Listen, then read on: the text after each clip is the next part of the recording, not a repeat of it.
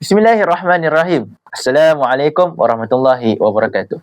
InsyaAllah, pada hari ini saya akan berkongsi soalan-soalan yang berlegar dalam fikiran saya tentang subjek BMMB 1144, kesantunan berbahasa. Sebelum itu, suka saya untuk memperkenalkan diri saya. Nama diberi Ahmad Fitri bin Syarata.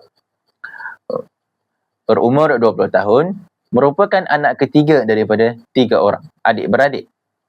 Saya sekarang ini melanjutkan pengajian saya di Institut Pendidikan Guru, Kampus Datuk Razali Ismail. Saya merupakan ambilan 2025-2030. Sekarang ini saya mengambil option Bahasa Melayu dan merupakan Bahasa Melayu Unit 1.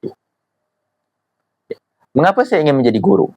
Saya menjadi guru kerana sejujurnya saya dibesarkan oleh 2 insan yang bergelar guru, iaitu ibu dan ayah saya. Dan di situ jugalah, dan disebabkan itu juga, jiwa mendidik adalah disemai dalam diri saya daripada kecil lagi.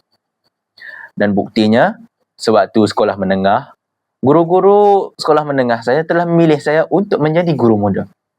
Dan di situ jugalah saya melihat potensi dalam diri saya untuk meneruskan dalam bidang pendidikan.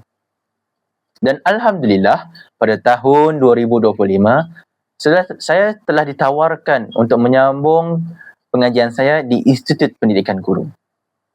Itu sedikit tentang diri saya. Okay, seterusnya kita beralih kepada topik kita yang awal, yang asal, iaitu soalan-soalan yang berlegar dalam fikiran saya tentang BMMB 1144, kesantunan berbahasa. Saya terfikir, apakah yang dimaksudkan sebenarnya tentang kesantunan berbahasa? Dan kalau ada bahasa santun, mesti juga ada bahasa kasar. Itu yang kedua. Dan yang ketiga, apa kepentingan kita untuk mempelajari kesantunan berbahasa? Itu serba sedikit soalan-soalan yang berlegar dalam fikiran saya tentang subjek ini. Itu saja daripada saya. Sekian, terima kasih. Wabillahi taufiq wal hidayah. Assalamualaikum warahmatullahi wabarakatuh.